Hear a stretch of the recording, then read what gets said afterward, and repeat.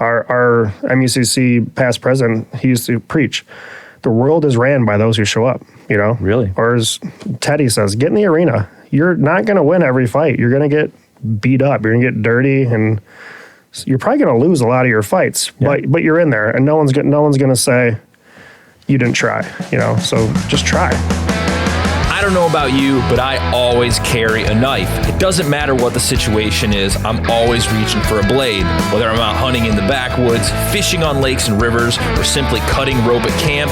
And when I need a tool, I want something that's quality, durable, and handmade right here in the USA. I know that's something you're looking for as well, so go to maloneknives.com and get yourself something that's going to last and look damn good too. This is the Aptitude Outdoors podcast, where we interview travelers, explorers, and outdoorsmen and women to bring you the best tips and stories from around the world. All right, everybody, welcome back to the Aptitude Outdoors podcast. Thanks for tuning back in today. Our special guest is the one and only Patrick Hogan. Pat, welcome to the studio. How are you doing, sir? I'm doing great. This might be the earliest podcast I've ever done in this studio because I am not a morning person, which is ironic because I hunt. And luckily for you, I was about 10 minutes late. So. Oh, that doesn't matter. That's actually beneficial because usually when I get here, I'm not ready at all when the guest shows up. Nothing's ready. So it works out perfect. So recently we went on a grouse hunting trip. I believe neither of us got a grouse. Nope. But it was my first experience upland hunting.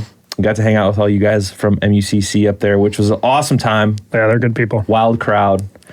Lots of bear grease was eaten and lots of I didn't even know we had. Do we have bear grease there? We had a little bit of bear grease up there. But how long have you been doing the grouse camp thing? Because it was just kind of... this is my third camp, I believe. And then the year before that, I went just on a whim. My first MUCC meeting was up in the UP. And then Nick invited me, said, hey, get out of your hotel, come stay in this cabin with us and the dogs, and we'll go shoot at birds. And then we're walking around. I'm asking, all the newbie questions. Can I shoot a squirrel if I see one? They're like, you're not going to see a squirrel. Totally different habitat. And then we just park alongside the road, jump in the woods. I'm like, this is weird. This is great. Just the northern Michigan public lands. And then I got my first woodcock. Unfortunately, it was about 5-yard shot with the 12 gauge, and there wasn't much left. But I did connect, and we had a good laugh about it, and it was a good time. I think the highlight for me of that trip was we were out one morning. We went duck hunting, and we shot 2 mergansers. Yep. And textbook. Anybody at camp or everybody at camp refused to eat them at first, and then you and I just kind of went for it because they said they were going to taste disgusting and they're going to taste like fish. They weren't that bad. Yeah, I mean, I've heard the rumors, and I will say the rumors are full of it. Yeah. Everybody's like, "Oh, we're not eating that." I've heard my dogs won't eat it, and then I was like, "Well, I don't know what I'm doing," and we don't have service up there. Look up a recipe, so I was like, "I'll just throw some onions on this Blackstone and." We'll go salt, pepper, straight up. We'll see what it really tastes like. And then everybody was like, this is gross, going to be nasty. They never had it before. Did you ever have it? No. So let's just eat it. The worst that can happen is you spit it out, Yeah. And, I mean, it tastes like a lower quality steak. It wasn't terrible. And I think if you knew what you were doing and I wasn't cooking it for you or I followed a recipe, I mean, I'm not a cook, but I can read a recipe like no one's business. And I just think that's so awesome. That was one of the cool things for me up there was that every night we were eating somebody's wild something. I mean, we had, I never thought I would be like, we had too much backstrap. We had backstrap like every day. I had backup backstrap in my camper that we didn't even get out because we had so much food. Which was awesome. And then I had some like leftover shark and stuff I brought up. So the shark was like you described it, just a little bit firmer walleye, not a whole lot there, but that other weird cobia, that was good. That was a good shot. You brought squirrel. Yeah. What else do we have up there? Obviously we had the woodcock, the grouse, backstrap, more backstrap, bear grease. I made a beef tongue. Beef tongue, that was awesome. Yeah. Tastes like brisket. I don't know. I go that far. I mean, it's got the same flavor, but the texture is not quite there. I don't know. Or maybe you got one of the ends and you just.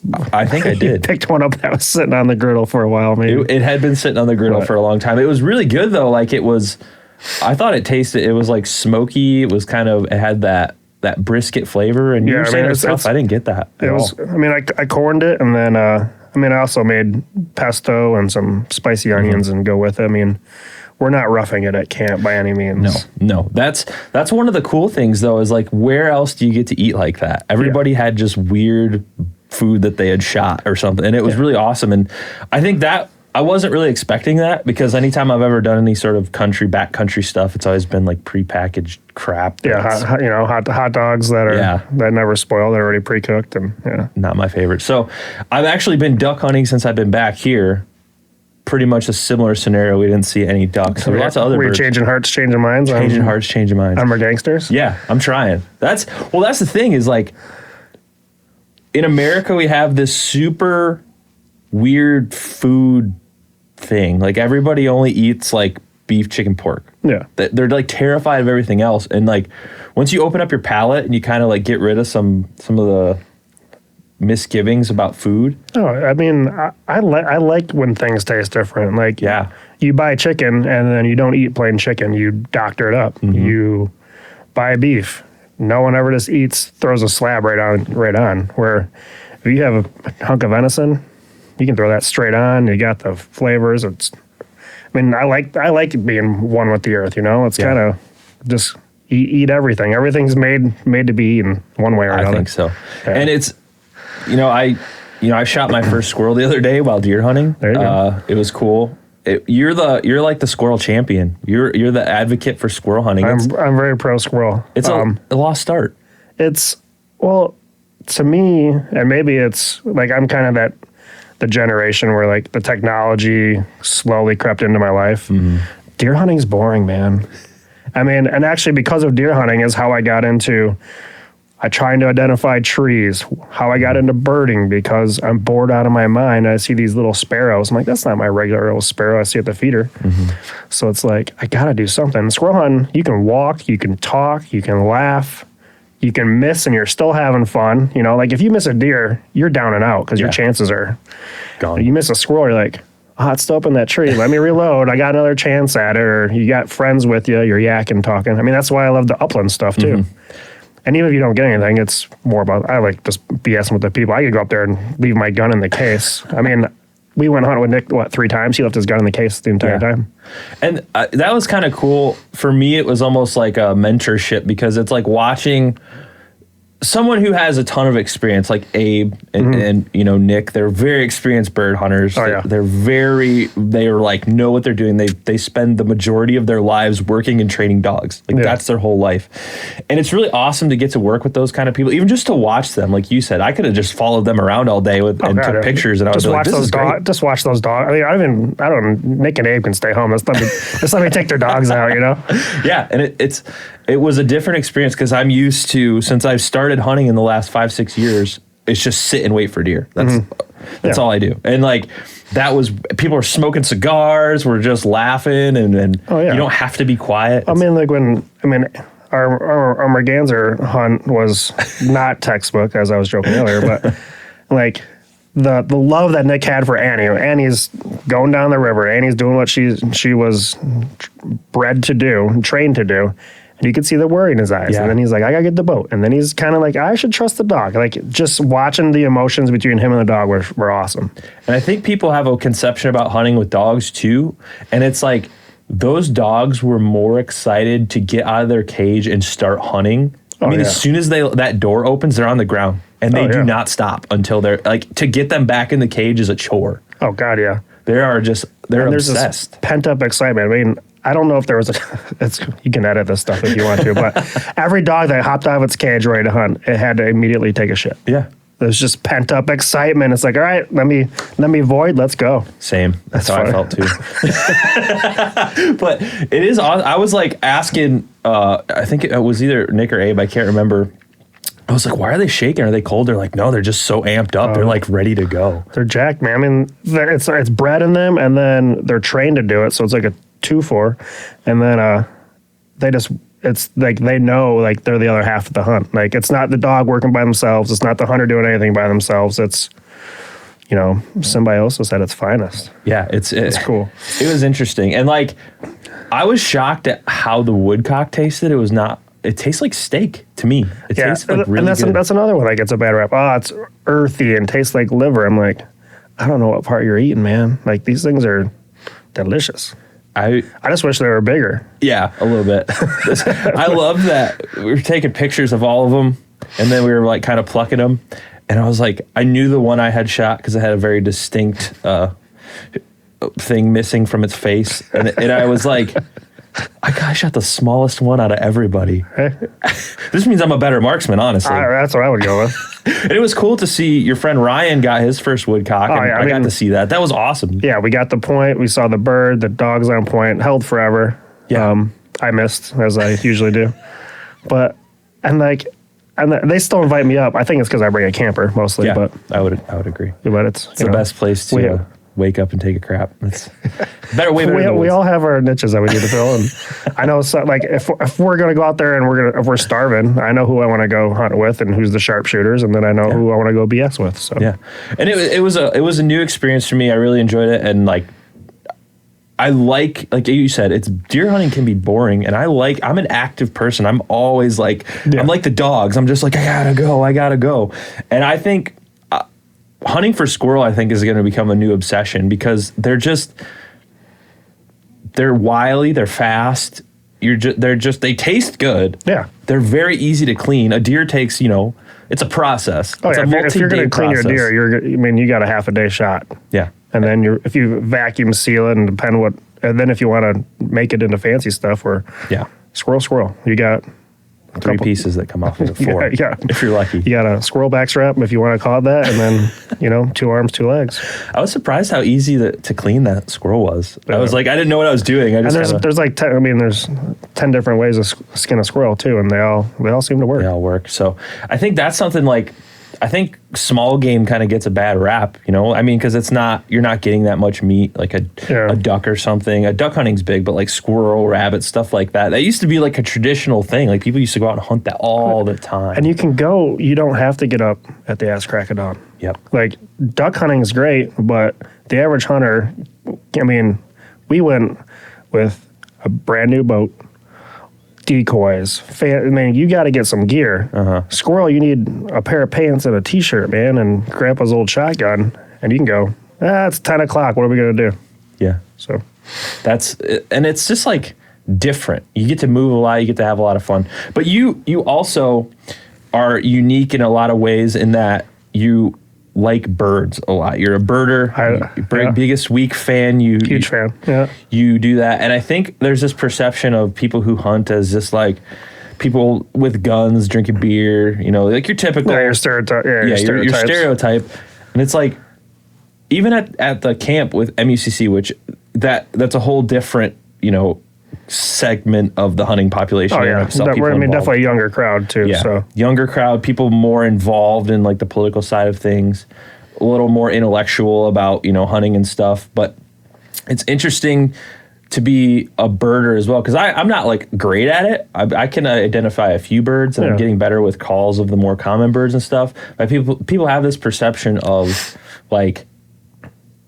Hunters are just rednecks and they don't give a shit about the outdoors and they just want to kill stuff, which is totally not true for most people I've met. I know I have a lot of advantages in that like I get connected with people like you through the podcast and stuff, so I'm not going out with Randy, Bob, and Joe, like most of the time. But how did you get involved in birding? Because it's so cool because it's a rabbit hole. It never ends. Yeah, that's dumb luck. Like you said, the stereotypes. The first time I went to Biggest Week was like with a couple friends. We stumbled upon an ad. We're like, what is this? Let's go people watch. Mm-hmm. And we expected everybody to be in khakis with their socks, their pants tucked into their socks, worried about ticks. Which they mostly are. Yeah, and we get there. But you got your stereotypes, just like in hunting. You got your people that cause a stereotype, but then you got people with tattoos, and you got people with $1 million cameras, that cost more than my car. Yep. But they're also carrying sidearms, and it's like there's this this mix of people. And I grew up watching birds out my window, the bird feeders and stuff, so I knew some stuff. But then we're walking, and you see these little warblers, these little yellow things zipping by, and then like you get some binoculars on them, like, oh, that one's pretty sweet. That's not just a sparrow. And then the next year I went with my wife, and she jokingly says that, oh, they're not just little brown things flying around. You know, like everything's a house sparrow or resembles a house sparrow at 90 miles an hour. And then I fell into it because there was a pizza party and karaoke at the hotel bar. And then I met some magazine editors. I met the Kaufmans who put on the whole darn thing. They've been on the podcast as well. Yeah. And I mean, I'm on a first name basis with them now. And then it's just like dumb luck. And it's kind of how I fell into MUCC and Oak openings and everything else. You just put yourself out there doing things that you enjoy. And then you're like, oh, there's people here really making a difference. And I can never be that. But, I want to support them doing that. So, well, on the flip side, talking about stereotypes and birders, I think when Kim was on the podcast talking about bird conservation, one of the cool things that I really liked is, there's the federal duck stamp, which you have to have, obviously, to hunt birds, and or migrating birds anyway. And then, so she had said on the podcast, because I kind of brought up hunting and how conservation's funded a lot of time and all the stuff that we already all know about. And she was having people at Biggest Week buy the federal duck stamp just to aid in conservation. I was like, that's super cool. So that's like an opposing stereotype, like non-hunters buying the duck stamp. Yeah, I mean, I don't know if she touched on this, but there's a sign right there on Route 2. It used to say, birders, have you bought your duck stamp? Hunters do. And then he covered it up, and now it says, thank you. Like, at first it was kind of like that, let's butt heads. Yeah. What are you guys doing for conservation? And then it's like, oh, we can all get together. And then we're talking about birds and deer hunting and stuff. And then we did a project with MUCC. What's good for the birds and butterflies is great for deer and turkey. Mm-hmm. We went and planted wildflowers, and why would a deer hunting, pro deer hunting or want to plant flowers? Well, it's helping this rare moth, but then it's also going to help bugs. It's going to help the turkeys. And then if there's more turkeys, they're going to keep the ground disturbed. It's going to help oak trees. You're going to have more deer. So, I mean, it's all under one giant umbrella. I mean, we all have our niche, our favorite niches, but we should all be able to get along, out there. I 100% agree. There's no reason to be butting heads, because at the end of the day, it's all the same thing. It's just like some people like to eat it and some people like to watch it. Yeah. I don't even know if it's that, because I bet you everybody likes to eat it. Just some people don't like to kill it. That's true. That's and then there's Shane, I know you're familiar with Shane Mahoney. They did one of his little side shoots about how, a hunter may kill a deer, but then he shares it with, on average, like 3 or 4 different families, where no one's going to the supermarket saying, hey, I bought this steak at Kroger. Want me to take the cellophane off? And then I'll take it to my neighbors, Yeah. No one's asking, hey, can I have a bite of your, everybody's asking, hey, I want some Lanyagers. I want some summer sausage made. So, and it is very true. And I think if you learn the basics of cooking, you could share wild game with anybody, because, I mean, I had the chef on Wild Game Gourmet, and we were talking about stuff. I've looked at his website. You could turn anything into like gourmet food, and it's essentially the highest quality food you can get. Yeah, I mean, it's just we're just conditioned to accept beef, chicken, pork. Yeah, and admittedly, that's the easiest. It's how you got to feed the masses, and then you got to have it. You just got to have a balance. Like, I like my beef, chicken, pork just as much as anybody else, but I also want a freezer full of venison, and I'll make beef spaghetti and I'll make venison spaghetti, and I won't tell my kids or wife or family which is which, and they'll eat it all. Are they squeamish about it sometimes? The squirrel's kind of hard to pull over on them unless I put it in something. But I mean, when the kids were little, I made bunny noodle soup. They don't know any difference if it's chicken. I mean, you put enough broth and salt on something, I have a hard time getting people to try wild game, but usually you can convince them at least one time, and you hope you didn't screw it up too bad. Yeah. Because I used to be really squeamish about food. I was like the pickiest eater as a kid, and then I'm like, I'll eat anything. You saw me up there. People are just handing out random crap. I'm like, oh yeah, let's go. Yeah, I'll try anything once or twice. Like the first time, you might have this weird preconceived notion, so it's gonna taint your opinion, and then you're like, that's the second time. We already tried it once. Like I can't do liver. I've tried liver a dozen times. I've cooked it a dozen different ways. I still can't do it. I think it'd be good making soup base. That's about it, because it's flavorful. But I cannot get over that damn texture. Did you do it Liver King style and just raw, choke it down? No, I'm not. No. After having it cooked, there's zero chance of that happening. Oh man, one of the coolest things. We're talking about cooking a lot already on this podcast. This is awesome. My good buddy Bill got his first deer in a long time last year, and his uncle is a caterer for a long time. So they used to get big cuts of meat and all this stuff, and he knew how to break down parts. So watching him learn how to butcher and then watching his uncle show him, I went over there just to kind of hang out, and it was so awesome because he would like break a cut down, and then he would explain what part, like what kind of steak this was, or what kind of roast this was, or this is good for burger. And we took everything off that deer. I was like cutting in between the ribs. Nice. And he made food for us right there on the spot. He's like an awesome chef. So we're like literally from killing the animal to having it hanging in the garage to butchering it. Field to fork in 2 hours. In hours. And it was awesome. And then, I've been watching Meat Eater stuff since it came out. And there's an episode where they're talking about making like a broth, like a base out of the deer stock of bones and like the scraps. And he was getting ready to throw it away. I was like, you can make stock out of that. And he was like, I never thought of it. And I just went fishing with him a few weeks ago. He's like, that was the best stock I've ever made. Oh, no kidding. I was like, cool, man. I don't really know how to do any of that, but it sounds awesome. Now he's like, if you get a deer, you better bring it to me. Yeah, you basically had a YouTube video live, That's how I become an expert at everything. Masterclass. Right. Yeah. And it's the community part of it's awesome because I would have probably never met my buddy's uncle and knew all this stuff about him if I hadn't done it. So it's like, it's cool getting to meet people with similar interests, even joining MUCC and then, going to some backcountry hunter and anglers events and stuff. I've met cool people around here that are doing what I'm doing, which is the hardest part when you're getting started. Oh God, yeah. So how did you get like involved with MUCC to begin with also? Because you're higher up on the list of people there right now, the food chain. So I started off as a board member at my local conservation club, Tomahawk Archers. Mm-hmm. I forget. Basically, we always joke, you show up to the wrong meeting and then you're on the board.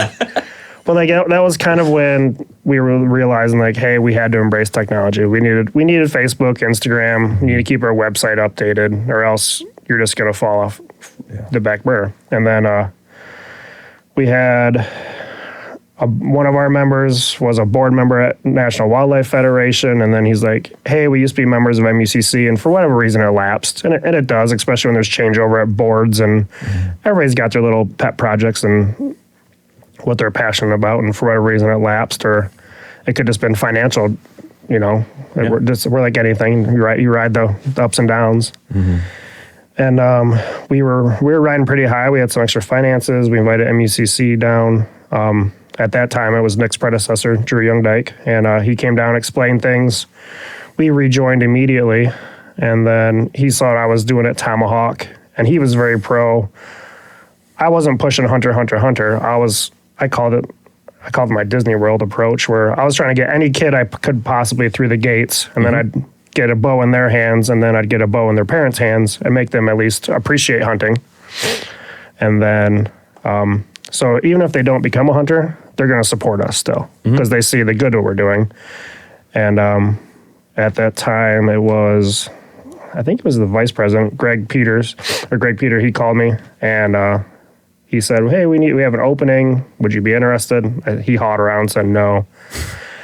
And then I was like, you know what? Let me jump in this. Let me see what I can do.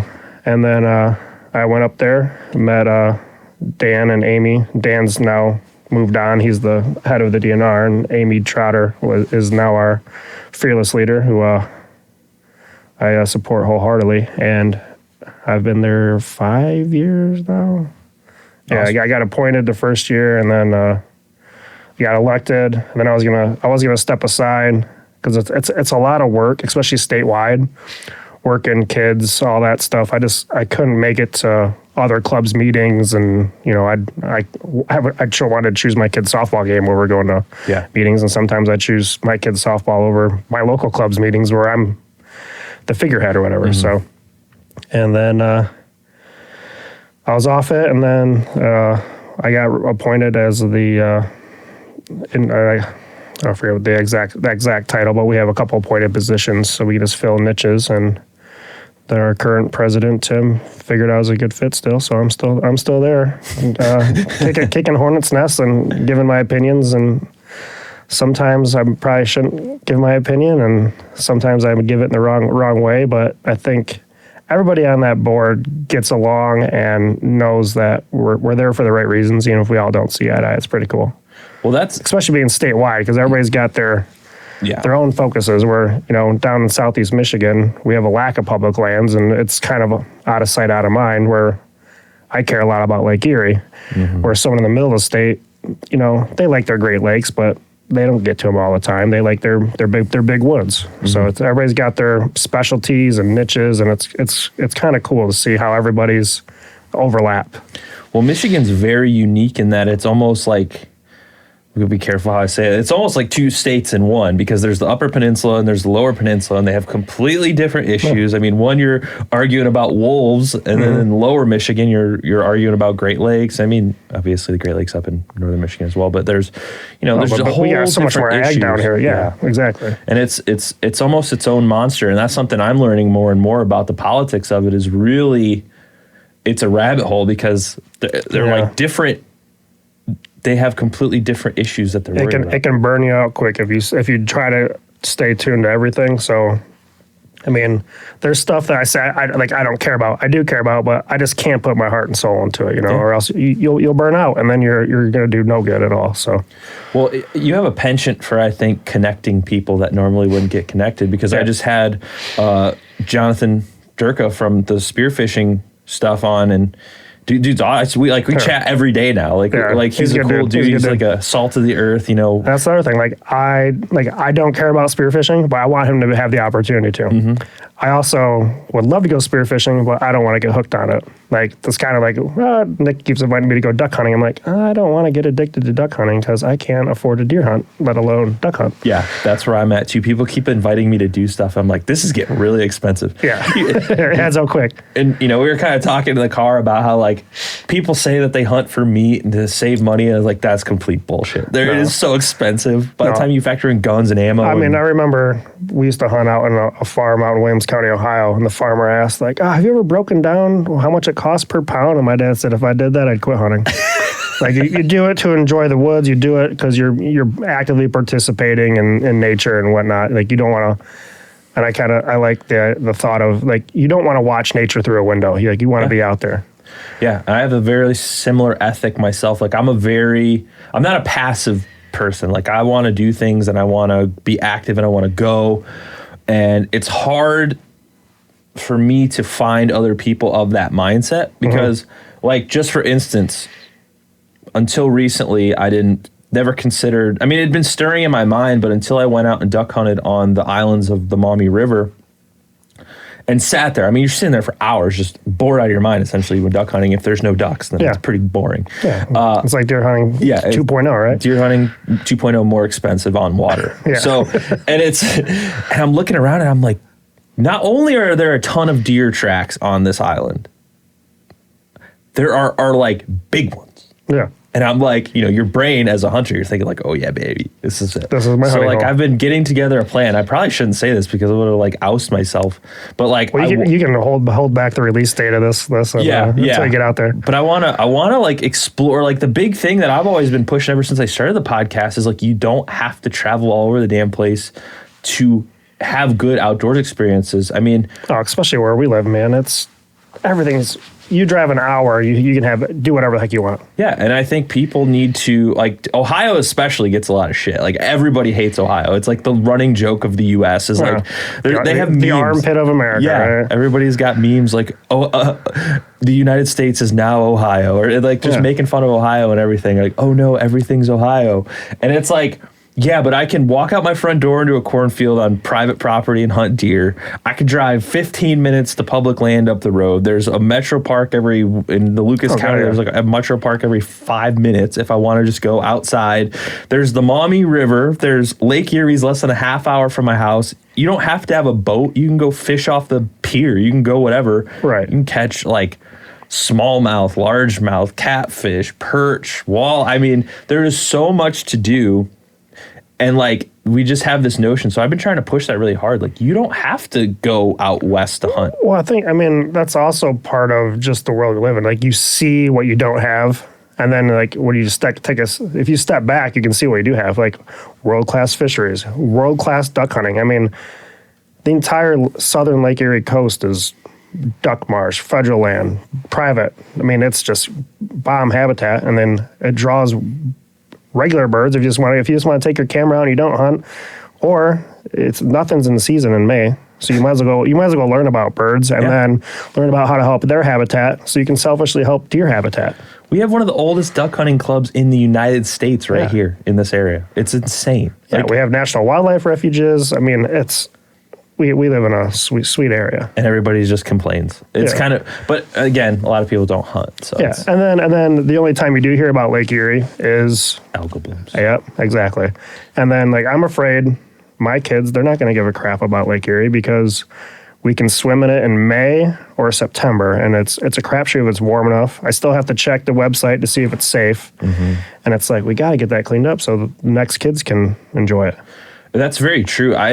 I've had the Lake Erie Waterkeeper on, and we've talked like in detail. I've had people that have made the documentaries about the algal blooms and stuff, and it's like, because I'm curious, like, what can the average citizen do, because it's so wrapped up in politics right now, and it's like all this intertwined stuff with the Farm Bureau and CAFOs and like what's considered a CAFO and what's not, and it's very disheartening because I was just out perch fishing like a few weeks ago. I don't know when this will come out, but it's like, it was October, basically, early October.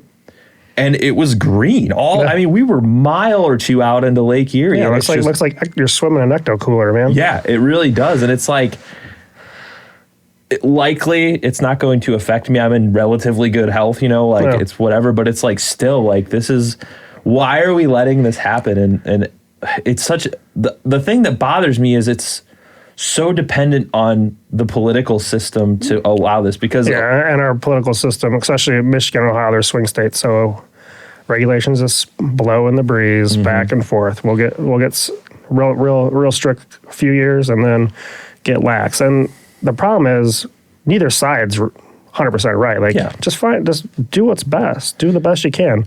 Like, there's going to be some manure from pigs. Okay, figure out something to do with it. There's got to be $1 million idea. Spread it on farm fields, or like they used to just broadcast everything. Now you can inject it straight in, so you're not having runoff. And it's like, things are constantly improving. It's just, are we going to be able to improve things fast enough to make up and get Lake Erie back to swimmable all summer? I think I do have hope that it will down the road, but it's just like, as people who care, nothing ever moves fast enough. You're just like, please just do something. And like, there's people screaming at the top of their lungs, and then, it feels like nothing happens. They pass some little bullshit, and then you're like, oh, well, that did nothing, thanks. Or they try and place blame on like people putting fertilizer on their lawns. Like, that's like 0.1% of the problem. Like, right. But even then, you could say, hey, you know what? I'm part of the problem. Let me apply fertilizer when it's best, or not apply fertilizer monthly. And guess what? If you get with your neighbors, if they don't fertilize their yard, you don't have to keep up with the Joneses and fertilize your yard. You don't have to mow it as often. You have more time to drink beer and enjoy your backyard. I don't. I cut my grass when I look out the window and I go, oh, damn it, I got to cut the grass when it's like too long, because I don't care. Like, if it were up to me, I would plant my whole yard in just like native plants. And leave it. I mean, I live in a neighborhood, but my yard's slowly getting there. I have these native gardens here, there, and it takes me forever to mow my grass, so I got to mow around everything. But I'm the one. I got butterflies up the wazoo or running, and then people walk by. I love your yard. I love the flowers because I got something blooming all year round, rather than your standard boxwoods and burning bush, which is they last forever, but they're kind of boring and don't feed anything. So a lot of people inadvertently plant invasive plants, and then they get loose and wreak havoc on the environment as well. It's a never-ending issue, but I think the important thing that I'm getting at is, like, it is important to get involved with these conservation clubs, because it's not just kill them and grill them. Like, you guys work on habitat, you work on other stuff. It's not just like people have these conceptions that all that's going on is just like, we want to kill more stuff, but like that's not it. No, not at all. And it's like you're talking about how slow things are. Years ago, I got involved in one of the federal lawsuits. I gave a written deposition, so MUCC, along with NWF and a bunch of other people, could go after the EPA. And that was when Toledo couldn't drink their water. Mm-hmm. I found out after I gave my newborn some formula from the tap, which, I mean, luckily, well, I don't know, she's kind of weird now, but no, like at the time you're concerned because, I mean, as a new parent, you have a baby and no one tells you what to do or anything. You can get on the internet and then drive yourself crazy or just hope for the best. And it was just like, man, is this going to be our new norm? We're not going to be able to drink water all summer. Like, you start thinking about the worst, and then you're like calling everybody 2 hours away. Hey, got water, blah, blah, blah. And then I do think it's getting better. I've learned, like at Tomahawk, we got certified for our prop MEEP certified Michigan Agricultural Assurance Program. I forget the actual acronym is, but farmers are putting on far less fertilizer than they used to. But one of the catch-22s is we're having far more precipitation now. So, I mean, as soon as you fix one problem, you got two more. One step forward, two steps back kind of thing. And it's frustrating. Well, generally there are things we can do as individuals, but generally it is big corporate farms. It's not like your neighbor who's farming. Like that guy. No. That guy is not like I say this in every episode. I live in the middle of this shit. Like there's farmers everywhere around me. Every other guy's a farmer, and it's like they're just getting by. But you have like these giant corporate farms that are doing this, and they're just getting subsidized and all this shit. And it's like, whatever, we could go talk about that all day. You just got to use critical thinking. Like, it's just like when there's like every hunting show. I promise you, if you go hunting, it will not be like any TV show you've ever seen ever. Mm-mm. Like, if they filmed me hunting, they'd be bored out of my mind. I'm like, oh, look, there's a white-throated sparrow again, because I haven't seen a deer in 3 days. I mean, this year has been dumb luck that I managed to get lucky, but twice. Yeah. Pro hunter, when are you getting your own hunting show? Yeah, never, because it's boring. It's not real life. Like, I went on a hunting show, but it was to talk about birds. We filmed for 5 hours for 10 minutes worth of footage. So when you see that TV show, that's a week-long hunt jam-packed into a half hour. So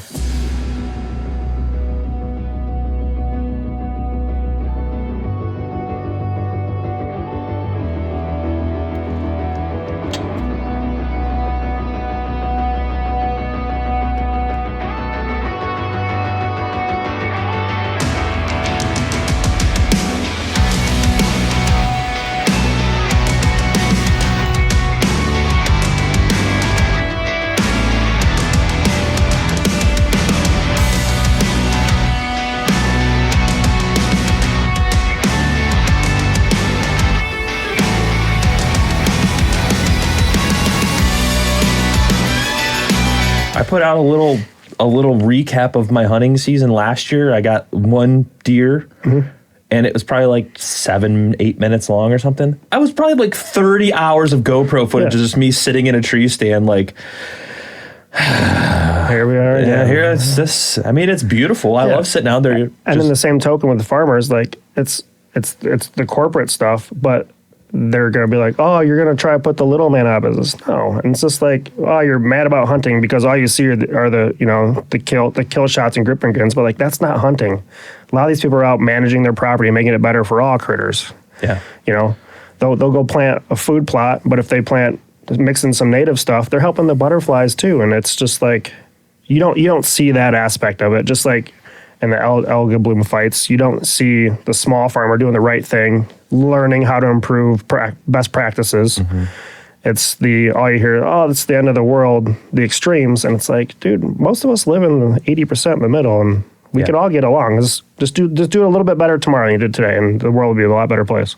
Yeah, and a lot of those classic hunting shows, the grip and grin, and the guy getting the trophy buck every time he goes out. That's all private property. It's all like bought and paid for stuff, and that's why 90% of those shows are buy this deer center thing that costs $40 and it's just baking soda. Yeah, I don't know what model bow I shoot. It's a bear. I have no idea, and I bought it. I never bought a new bow either. It's hey, look at that cool bow. It's on a rack. It's slightly better than the one I'm shooting now, I think. Let me buy it. I just posted something on Instagram the other day, like jokingly. I was like, get this fashion. And it was like waders I found at the lake. Yeah, I saw that. And it was good. like That was good. a camo coat I bought at Walmart when I first started hunting for $25. And it's like, no, I mean, it's not going to lie. It's great when you have nice gear. It fits better. And if it's something like that you're going to be in it for life, totally buy the $300 Like if it's spring or fall, usually you can get by with the cheap stuff. If it's super hot or super cold, Abe actually is the one that I heard it from first. Buy once, cry once. Buy the quality stuff.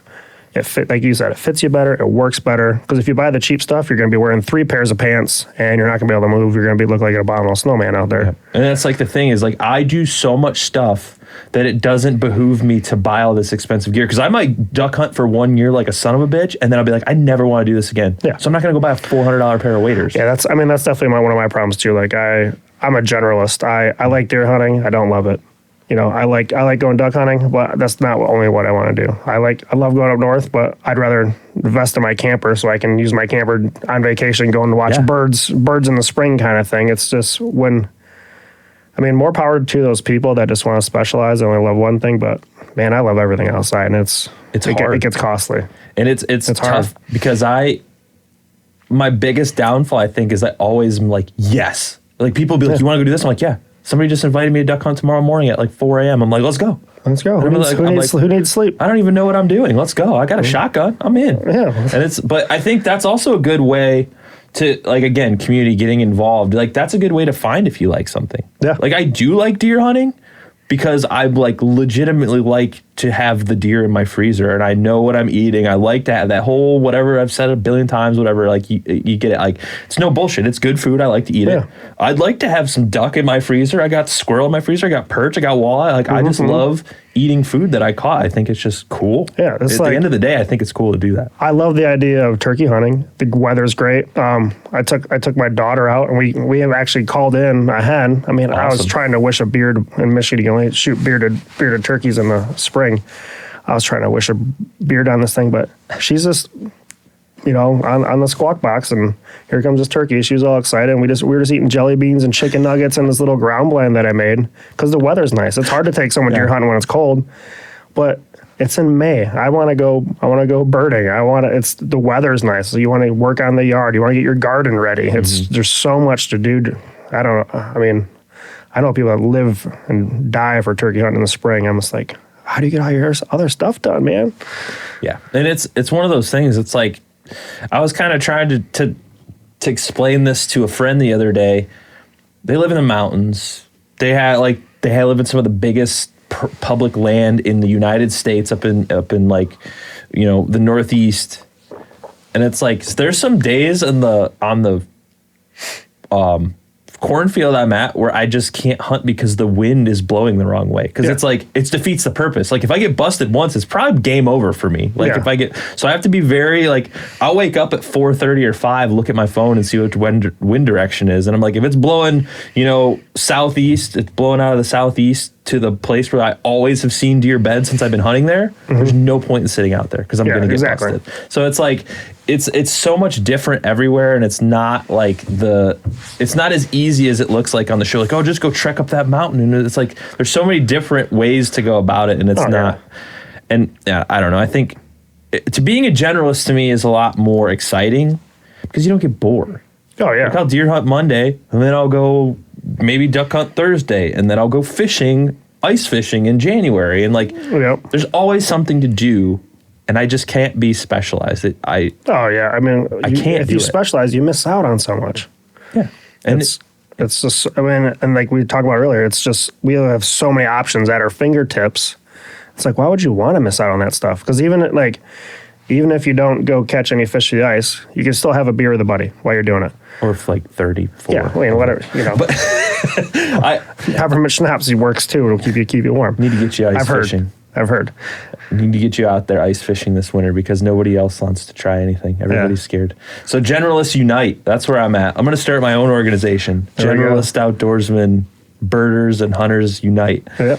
Nobody will join because there's probably like 8 of us that exist. But no, I think you'd be surprised how many are generalists. But the problem is all the and for good reason, the orgs are species specific. You got Pheasants Forever, National Deer Alliance. And then even that's kind of what makes MUCC great is the big, huge umbrella that everybody's under. But also it can cause a little bit of strife in fighting and this, like, one group wants this, one group wants this. Why can't we all get along? And because even when you compromise, one group's going to win a little bit, one group's going to lose. And it's the good and the bad. Because I think when you're an umbrella organization, you can tackle the bigger topics more, and you don't get so far into the weeds where you're just looking after one species. It's kind of cool to see the big stuff being tackled. What's the most common stuff that you guys get a lot of infighting about? Because I mean, being an umbrella organization, everybody's getting a voice at the table, so I'm sure it gets pretty. The stuff that I see the most people fight about are deer regs. Some think they're too liberal. Some think they're too constrictive. Some want APRs for bigger deer to force the population to age. And then the part of that problem is it's people only see their 40 acres that they hunt. Mm-hmm. They might not have a lot of deer, or they're a small deer, where in southern Michigan, we have deer like rats. I mean, and I hate to say it, I bet you biologically speaking, we have far too many deer on the landscape in southern Michigan. But you can't just box them up and ship them up north, so it's kind of hard. I mean, that's why we have deer management units, and then what county falls into deer management. That's the deer regs. There's a lot of infighting, and then it's not even infighting. It's just different opinions. Because then at the end of the day, like that's what's cool. I don't know if Nick mentioned this, but like our Super Bowl is our convention where people line up and this is a good idea, this is a bad idea. And then sometimes it gets heated and you have to say, hey, don't make it personal, keep it on topic. At the end of the day, everybody's having a drink and sharing dinner. Mm-hmm. So, I mean, it's passion, but it's the good passion, It's not like, oh my God, I hate this person forever. Yeah. It's just, but deer, and that's the bread and butter that pays for Michigan's conservation too. There's a little bit of strife that I've seen with there's a new pheasant stamp that we have in Michigan. There's some people that just want to keep it the way it is, but pheasant habitat's crazy expensive. And so you either got to put a bunch of money into habitat and maybe you'll have birds, but the birds got to come from somewhere. But transplanted birds don't survive. But if you don't have people hunting out in the field, they're not going to want to promote that habitat because there's no birds to begin with. So why would we build habitat and we even want to pay for it? We're not going to just go deer hunting. So it's kind of like you got to tiptoe on that line, say like, all right, well, maybe a couple of years is great for this pheasant stamp, get more people out in the field. You're building some money, but maybe I personally would love to see some of that money be used for habitat because I know how expensive it is. But then where are you going to do it? And then people are going to fight about where you're spending the money. No, it's just there's no perfect answer, but as long as you're making progress, who cares? You have to kind of set everything to the side, personal belief wise, maybe sometimes, and work for the greater good. Yeah, and like MUCC is driven 100% by its membership. Like staff, there's no marching orders coming down from staff saying, hey, we got to work on this. Like if there's something they have to come to the board, we can do emergency resolutions where we can say, yeah, we should probably get into this fight. And then sometimes we're like, well, I don't think that's a good idea. Or a member has this crazy idea, but then they bring it to convention. You know what? It's not so crazy after all. The membership wants it. That's staff's marching orders, and they have to carry on. And it's, yeah, like you said, like personal beliefs. Like I'm in southern Michigan. I don't have I mean, it's kind of punny, but I don't have a dog in the wolf fight. Yeah. But I've seen the numbers, and I've read, the Endangered Species Act and all that stuff. And it's like, there's plenty of wolves to have them taken off the endangered species list. What happens next? I don't know. But I think I think the person in Detroit, because Michigan manages their wildlife for everybody, so a person in Detroit should have a little bit of say, but we should give some credence to people that are living there and dealing with the wolves too. So that's where you get your heads buttoned, and it gets kind of interesting. Yeah, and I mean, it's just the human condition. Like, everybody's going to want what's best for them personally. And for, I think, a lot of people, it's hard to look outside their own wants and needs and really to focus on the greater good. Yeah. Which is what conservation is. I mean, nobody's ever going to be happy with every resolution. Oh, yeah. It's just like with water rights out west, like there's never going to be a good resolution that's going to work for everyone, because farmers want water, people want water, tribes want water, and it's all like, well, there's only so much water. So. Yeah, and you're just going to, what size of piece of pie are you going to get, and what can you do with that piece of pie? Yep.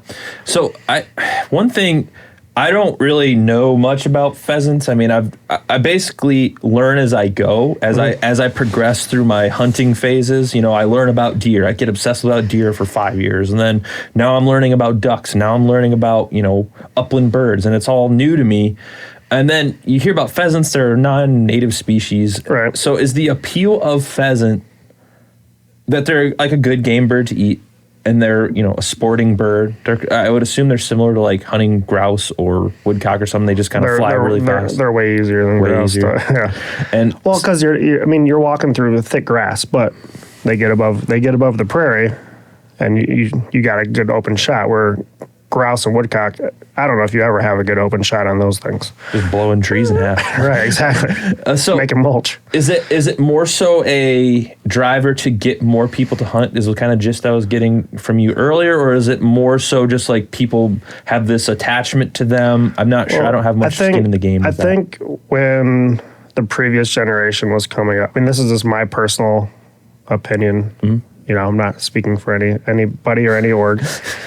But like growing up, my dad used to say they would go after school, they'd have their shotguns in their car at school. After school, they'd go out to these fallow fields, and there'd be pheasants everywhere. And then, I mean, forests never stay the same. The forest tomorrow is different than it was yesterday. The prairie tomorrow is just good. They're all going to atrophy to these old forests, and you got to either manually manipulate them or let nature do its thing. But we try to control nature, and we usually screw it up. Yeah. So we don't have the habitat anymore. So the shortcut is you can plant birds, you can farm raise them, and then, I mean, they taste the same. Supposedly they fly a little bit weaker, but I mean, it is what it is. But it costs so much money to make a prairie, especially after one disappears. You can't go log everything, especially if it's junk wood. You can't make any money on it. So you got to find that balance. And so, like, I don't even know if pheasants will be huntable in 50 years. I mean, we have a bobwhite quail season, but good luck finding one, you know? Yeah. And when I was down at the conference I go to in Texas every year, they had a guy come in, and he was like one of the leading researchers in Texas on bobwhite quail, and he was kind of giving us the rundown. And it's like, I didn't even know we had those up here, to be completely honest. Yeah. And like learning about this stuff is awesome, but it just takes you down one more rabbit hole of exactly.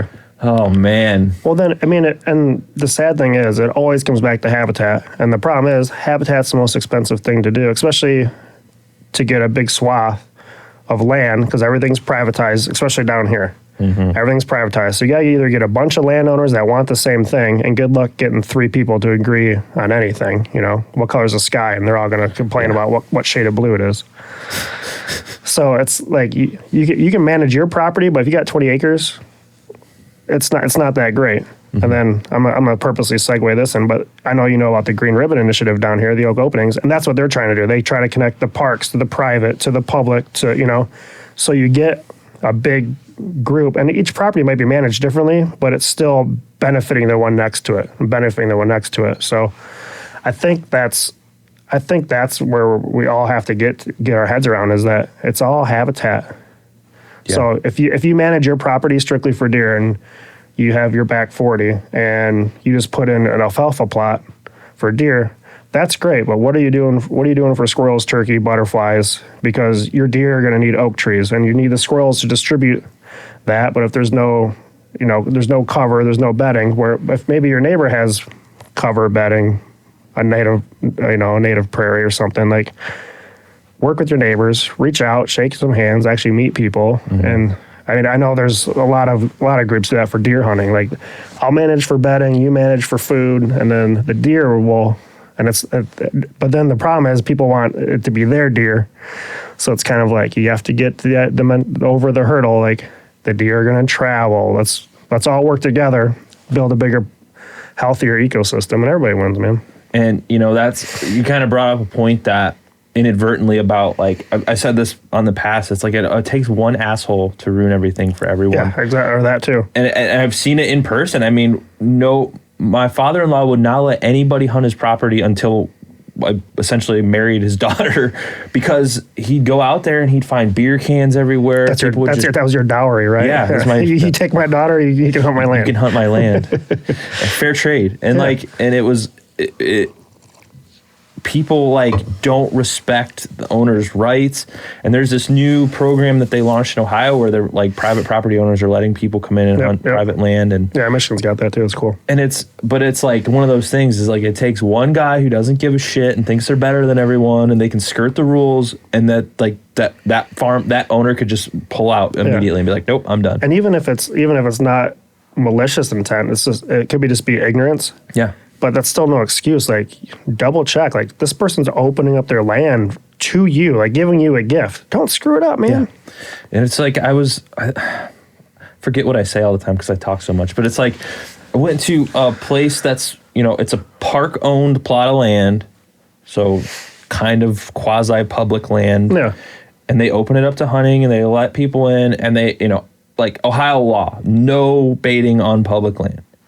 Walk in the woods, 2 seconds. First thing I see, big pile of corn, cell cam. Yeah. And it's like, come on, man. But it's like, dude, you can get a pass once. Like, I didn't know. I'm sorry, I didn't read the rules. Like a lot of the time for me, like my first hunting trip was, where do I buy a license? We're going in the morning. I need a license and I need a deer tag. I'm calling somebody. Like, do I have everything I need? You're not reading the regs. You should. You should read the regs. But if you're a first time hunter, it's overwhelming. Like, do I have my shotgun? Do I have enough clothes? Is it like, when am I ready? And you're nervous. So I can get it. You get a pass one time. But once somebody comes in and is like, yo, you can't do that. Like, I don't think wildlife officers are malicious a lot of the time. No. Like, you shouldn't fear them because intent matters a lot there, I believe. Yeah. And it's like if you aren't doing anything wrong, there's no reason to be worried about a wildlife. If you have your tags, you have everything you need, you will screw up eventually. And sometimes you're going to have to pay the fine. I know somebody who accidentally shot a bird that they weren't supposed to shoot, and they turned themselves in. They're like, hey, I screwed up. Yeah. And they're like, hey, it happens. They fly out of the woods real fast. You're all amped up. You shot it. Mm-hmm. We could nail you, but here's a fine.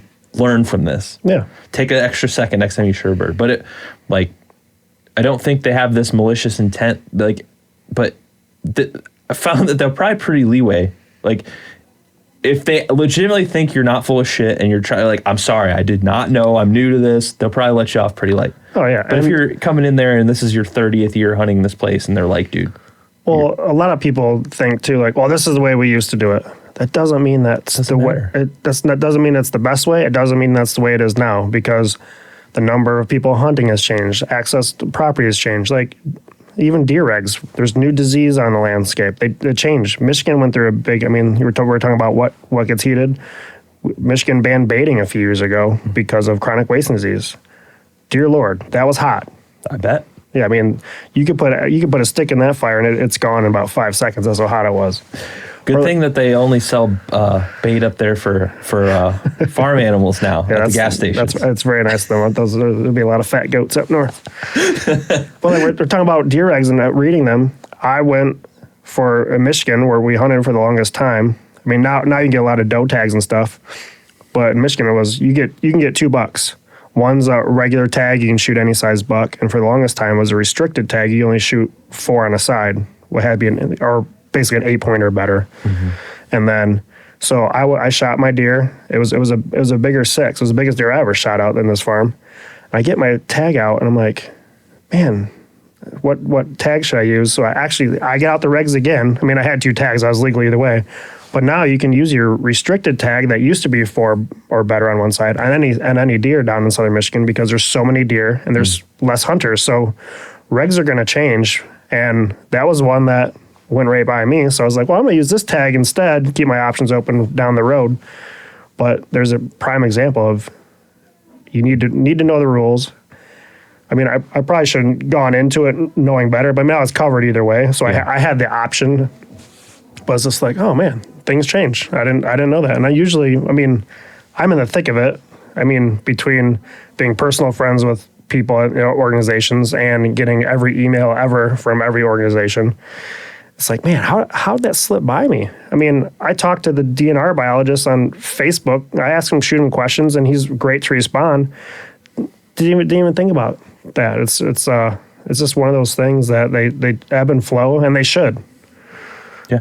Well, it's just like a prime example is like when I came back, like when I was up hunting with you guys, I didn't have to worry about having a plug in my shotgun because I had an over-under. That's all I had with me. Yeah. So I can only put 2 shells in it. And then, so I get out, I have my personal shotgun. I borrowed that shotgun from my brother. And like, I have my personal shotgun, just a regular old 12 gauge. And I get out there duck hunting. I'm like, oh shit. Yeah. I don't know if there's a plug in it. Luckily, it was just in there. Like it was like by chance, but it's like it's like when someone invites you and like you want to go tomorrow, it could be 8 o'clock at night and you're getting up at 4. You're like, what am I gonna do? And you get your stuff together and then you throw it in a car, and it's like that's a big oops. If you get busted with, that's a federal regulated thing. Like you have to have the plug. Or you grab the wrong shot shells. You're like, can I borrow your non-tox, please? Because I'm an idiot. Yeah. I mean, it happens. It's a real thing that happens. And I mean, it's just trying to be as cognizant as you possibly can and admitting when you screw up, which is hard to do. I mean, I'm far from perfect in anything in my life, but it's just do the best you can. Yeah. Don't, and I know Durka dropped that line. I was like, because he was talking about, some people are mad we didn't get all these fish. I'm like, dude, you improved it. Yeah. Like, don't let perfection stand in the way of progress. I love that line. Like, that's perfect. And a lot of time, I mean, that's politics. They want everything perfect. Oh, we got to have the far left, far right. Like, dude, there's got to be a compromise in there. Like, go out, have 3 beers, eat a steak together, preferably venison, or if you want beef, pork, chicken, whatever. And figure it out, man. There's a compromise in anything and everything. Well, and I think, if you can get 3 people together and you can just like get rid of the name tags, get rid of the titles, and just know, like, I don't want to know if you're Republican, Democrat, Independent. I don't give a shit. Like, let's talk about this over some beer and like really have a conversation. That's how shit gets done. Yeah, and I think that's probably why nothing gets done here is because we don't have 3 people. We have there's only 2 people in the room always. The R's and the D's, and sometimes you need that third person to say, you're wrong there, you're right there, but you're right on the other side, you're wrong, so let's mush this all together and come up with a decent rule. Well, one of my favorite things that from talking about Jonathan, is like what we talked about, he was like, people get mad after the work's already been done. He's like, where were you when I invited you to come to this testimony with me? I invited you to come. You wouldn't take a day off work because you're too selfish or whatever. And it's like, that's the thing that bothers me is there's so many people complaining, and then when it comes time to do something, nowhere to be found. Or they'll complain on Facebook to their echo chamber, and like, here's an email to someone that actually matters. Like, your complaint, if it hits the right ears, it'll matter. Yeah, and well, a thing in like an example I have is like they made that big documentary called Deep in the Heart down in Texas, and the dude was basically saying like, hey, we should really change the laws around trapping with like big cats down there, and something essentially was the gist of it. I'm not going to nail it because I don't live in Texas. I'm not involved with that. But for like, it was a big thing you hear, and then this dude is getting death threats from people because they're so upset about this, and he's just like, it's like, where are you in the conversation then? If you think that he's wrong, why are you threatening his life and his family instead of being like, hey, I don't agree with you? Or give him a shout and say, hey, you're wrong here because of this. Yeah.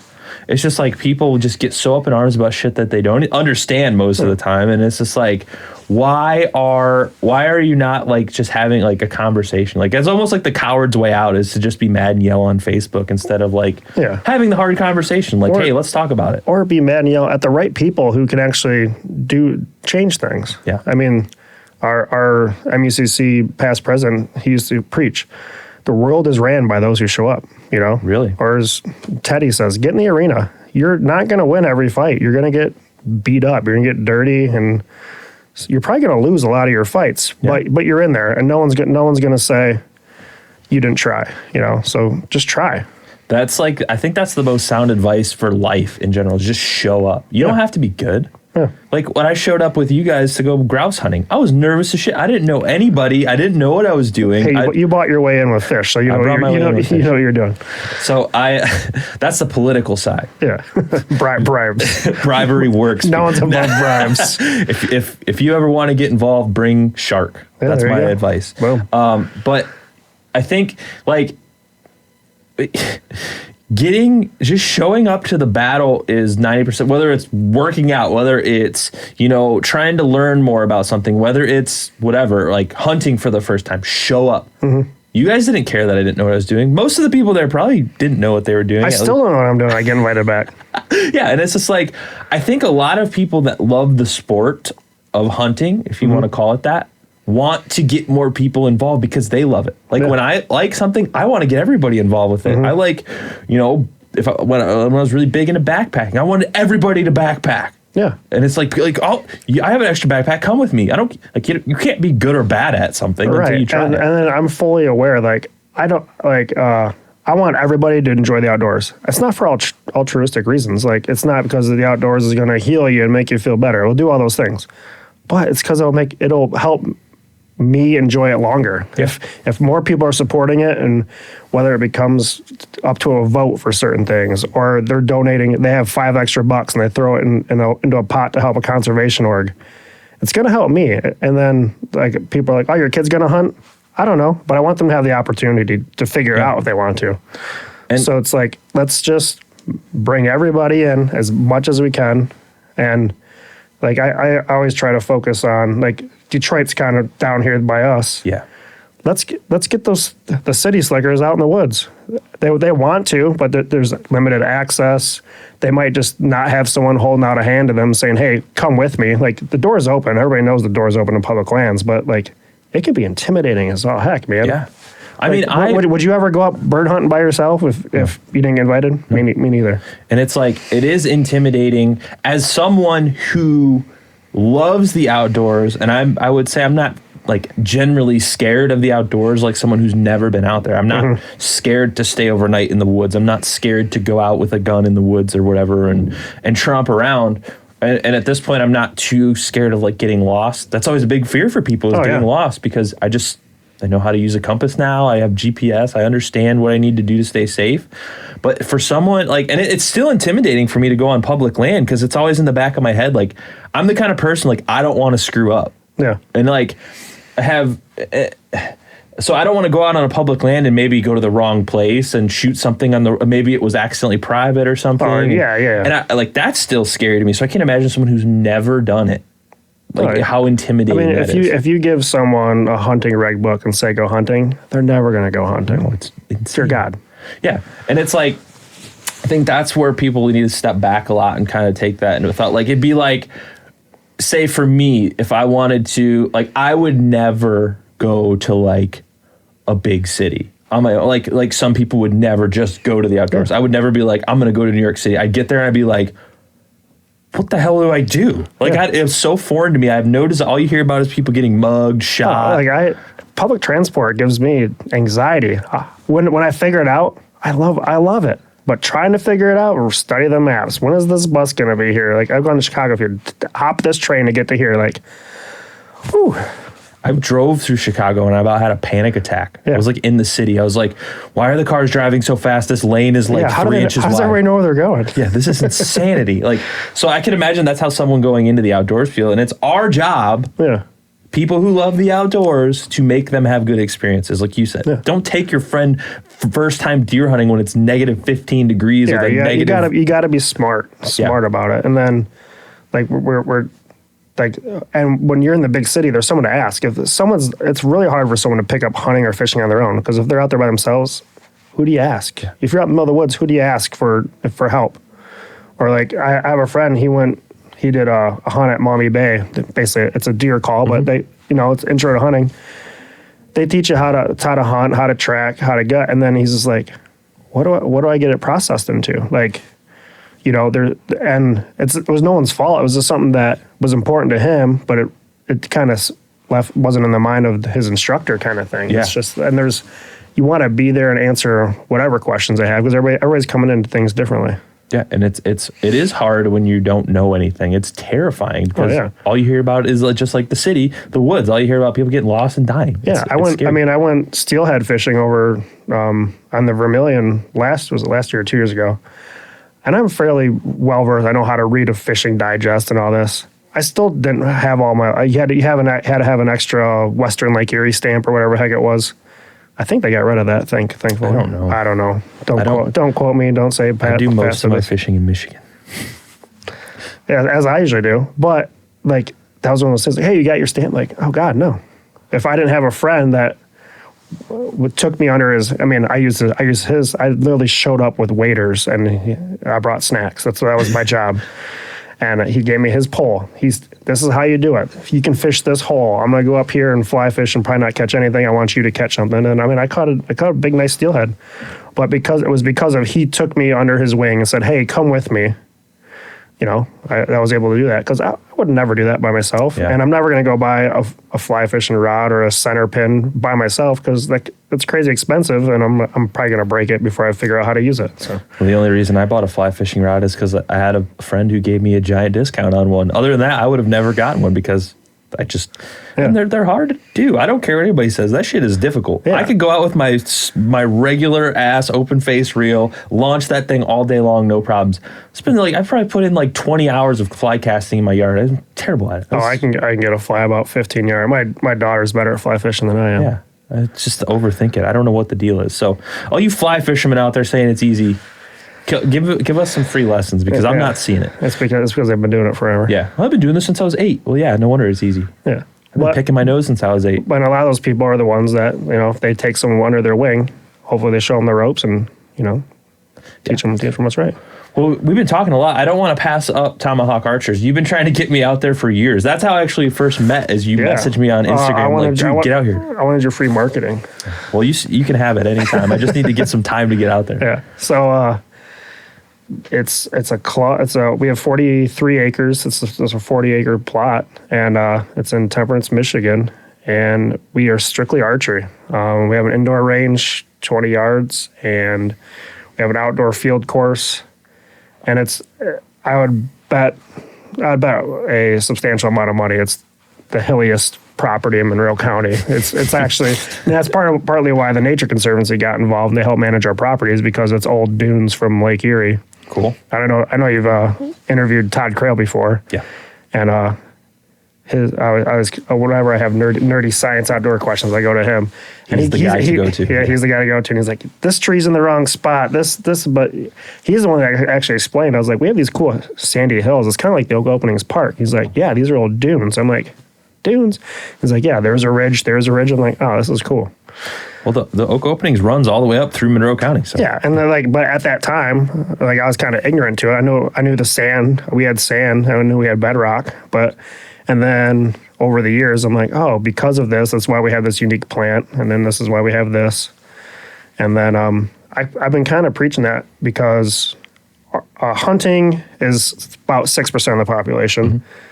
I mean, granted, archery you can do far more with. You can do recreation. You can just fling sticks for fun. You can go competition. You can go hunt. So it's like, well, we have a pretty good grasp on the hunters. All our targets are always animal themed, and then now we do other things to get more people involved. We have a hand painted dinosaur themed shoot. We do dragons. We raise money for charities. We're really expanding our reach to get everybody in, put a bow in their hand. So even if they don't hunt, they have that opportunity to take it. Because we have some kids, they come in, oh, I don't know what to do. I shot in Boy Scouts or Girl Scouts once. Mm-hmm. But then a couple years later, I want to go hunting. What do I have to do to hunt? Well, you got to get a little bit more advanced bow. You got to practice. You got to be able to do it under pressure. You got to do it consistently. You got to practice out in the woods. You got to watch out for sticks when you're shooting. One little deflection, your arrow's flying. And so it's just we're a club of archers, but we're so much more than that. Like it's become so much more than a place just to practice archery. Well, I'm excited to get out there and try. I love archery. The reason I have such a hard time doing this because I have a fairly sized big yard and I have a bunch of archery targets. But I mean, again, community, meeting people who like to do the similar stuff. And like, I know the metro parks here have an archery course, but it's like, it's still a solo thing. Like, unless you have a buddy that you invite, you're not going out there and meeting people because everybody's doing their own thing. I mean, one of the perks we got is if we have memberships and then we're open to the public monthly. So that's kind of like our marketing outreach is our monthly shoots. And if you're a member, you get a key. You can shoot 24/7, 365 inside. So that's awesome. We have people that work second, third shifts. They'll come shoot at night. You can shoot outside at night with flashlights for all we care. Just don't do anything stupid. We always say treat this like you would treat your yard, but maybe slightly better. Well, and that's something that I've been looking into too. Is like more clubs. There's the like outdoor trap and skeet clubs and stuff, and it's hard because like. For me, doing the podcast and doing like trying to be more involved in the conservation side of things at a ground level, kind of like with joining MUCC and joining BHA and stuff like that. I really want to get to know the organizations before I A, give them my money and then B, give them my time. Yep. Because a lot of stuff looks good on paper and you start reading into it and you're like, this isn't what I want to represent. So I try and be very careful about that. I mean, obviously you guys are a great organization. I've had like 90% of your staff on my podcast. I feel like I'm the last one of the MUCC train out here. But it's great because like it's people doing things that are trying to make a positive impact on the world. And I've been looking into joining some shooting clubs. Some of them have like, you have to mandatorily join some organizations that I don't personally agree with. And I'm like, it's close to my house, but at the same time, like I don't want to be involved with something that I'm personally against, which is a hard thing too. So I would say, do your research before you join an organization too. Make sure it aligns with you, because you're just gonna, if you start going to meetings and you're like, I hate what these people are saying, you're just going to end up wasting time and money and be upset. And that's the other thing too. It's important to join those organizations because there's strength in numbers.